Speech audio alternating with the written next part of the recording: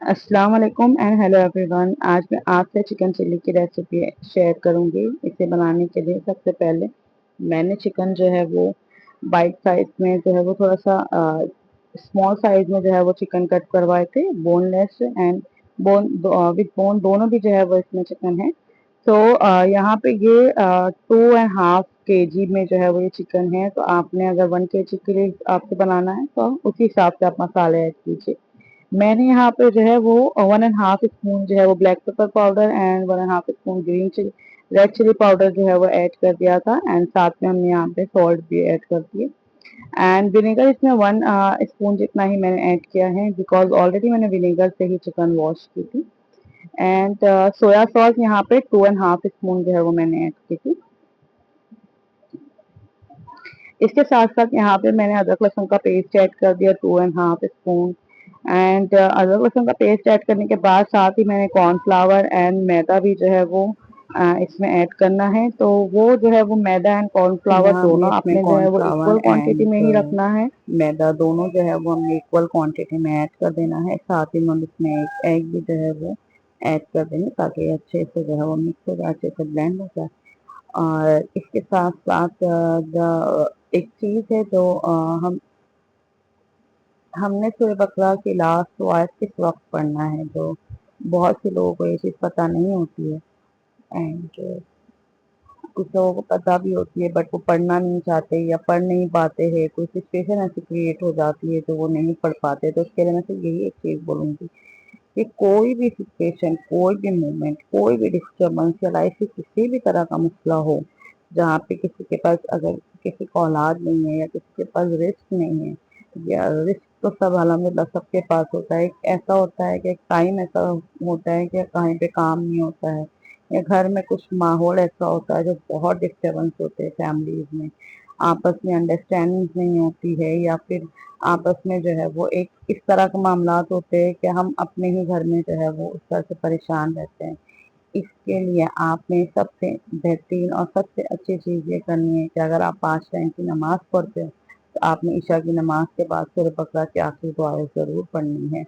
اور سورہ بقرہ کی آیت کے لیے یہ بھی آتا ہے کہ جو انسان رات میں سونے کے وقت سے پڑھ لیتے یہ اس کے لیے کافی ہے, اس کے لیے کافی ہے. اور کافی ہے سے مطلب یہ بھی ہوتا ہے کہ ہر وہ چیز جیسے شیطان سے پروٹیکشن کے لیے اگر ہم پڑھ رہے ہیں یا ہم کسی بھی نیت سے ہم پڑھ رہے ہیں تو اللہ تعالیٰ ہماری نیت کو اس مطابق انشاءاللہ ضرور قبول کرے گا اور ہمیں ضرور اپنی حفظ و امان میں رکھے.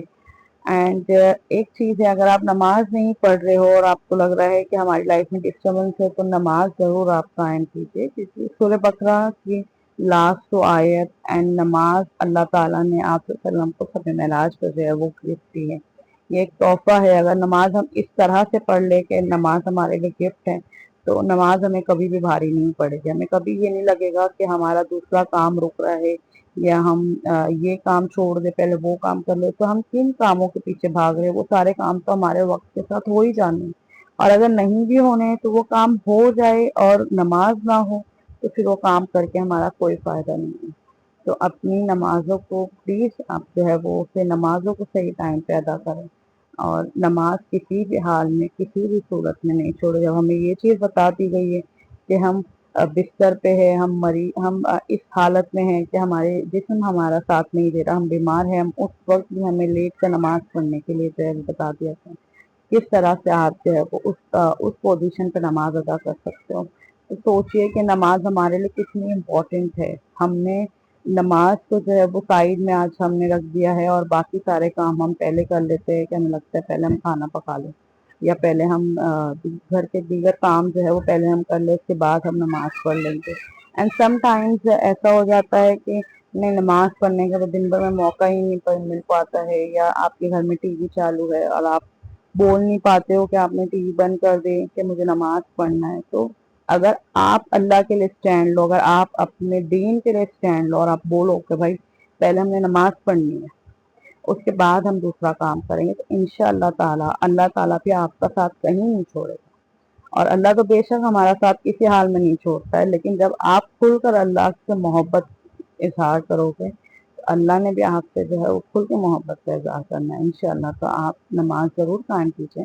यहाँ पे ये रेसिपी की डिटेल्स जो है वो मैं कैप्शन में डिस्क्रिप्शन में ऐड कर दूंगी, जो जो इंग्रेडिएंट मैंने यहाँ पे यूज़ किया। बाकी वाज़ह तौर पे आपने देख लिया कि यहाँ पे मैंने ऑयल एंड सारे मसाले ऐड किए, सेम मसाले जो मैंने चिकन में जो है वो ऐड किए। यहाँ पे शेजवान एक एक्स्ट्रा में ऐड किया, दैट्स इट। और ये बहुत ही टेस्टी